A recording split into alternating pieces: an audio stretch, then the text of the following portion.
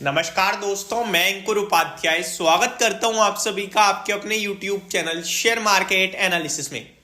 कल से जो हफ्ता शुरू हो रहा है वो बहुत इंपॉर्टेंट है क्योंकि इसमें आपके लिए रिजल्ट्स आते हुए दिखेंगे और बोनस, डिविडेंड, स्टॉक स्प्लिट ये तो लाइफ लॉन्ग चलता ही रहता है। क्या क्या इंपॉर्टेंट होने वाला है कल से लेकर फ्राइडे तक और आपको किन किन चीजों पे नजर बना के रखनी है, सारी डिटेल इस वीडियो में शेयर कर रहा हूं। साथ ही साथ कल का ट्रेडिंग सेशन कैसा रह सकता है इसके बारे में भी डिस्कस करेंगे। तो शुरू करते हैं बिना किसी देरी के। सबसे पहले रिजल्ट्स में सबसे इंपॉर्टेंट आईटी स्टॉक्स होने वाले हैं क्योंकि 11 तारीख को टीसीएस और इन्फोसिस के नंबर आएंगे, तो 12 को आपके विप्रो के आने वाले हैं।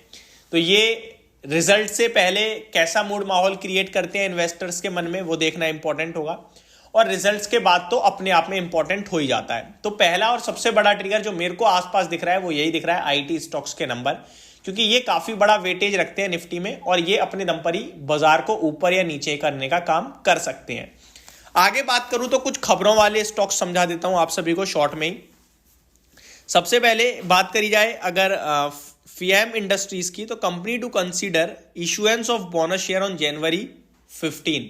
तो कंपनी बोनस के ऊपर विचार करने वाली है, ये कंसीडर करने वाली है, अनाउंसमेंट आती हुई दिख रही है।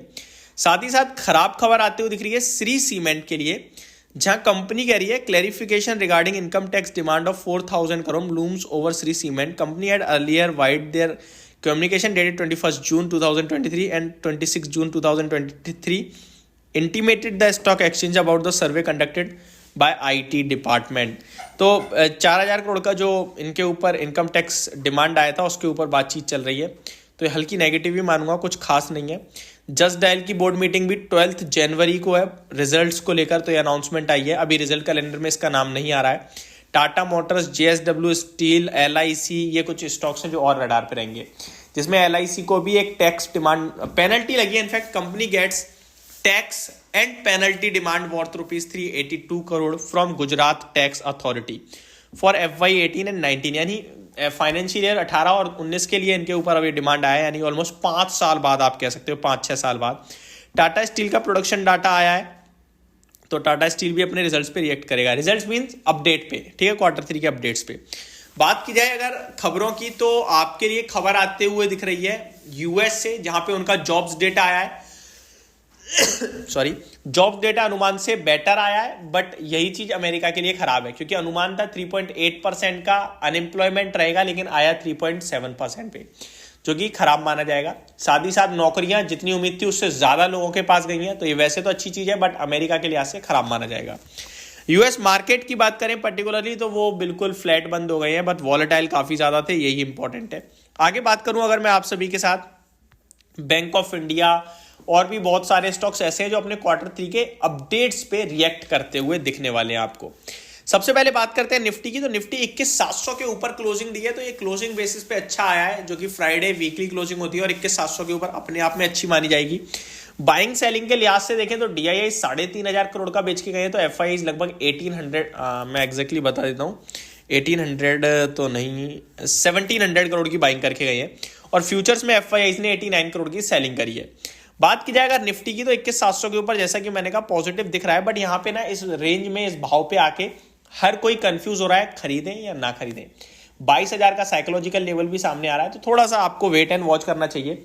बाकी मार्केट 22,000 तक जा सकता है अगर ये 21,825 के ऊपर टिकता है, तो ऊपर टिकता है तो फिर सीधे 900-950 के लेवल निकल के आ सकते हैं। अदरवाइज डिप आती है तो फिर आपके लिए बाजार इस बार डिप में 21,300 तक टेस्ट कर सकता है, ऐसा मुझे लगता है।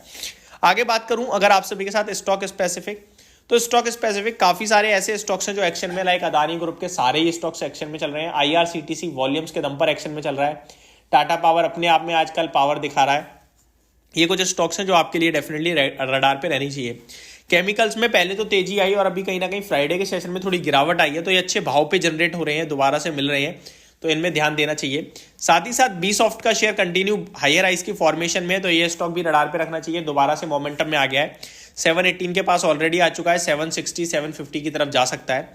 कैम्स के स्टॉक पे भी नजर रखनी है क्योंकि चार्ट पैटर्न बहुत ही अच्छा हो रहा है और ये मैंने आप सभी के साथ डिस्कस भी किया हुआ है। मेरे को लग रहा है दोबारा 2800 से 2900 रुपए की टेस्टिंग कर सकता है स्टॉक, टेक्निकली स्ट्रॉन्ग दिख रहा है इसलिए।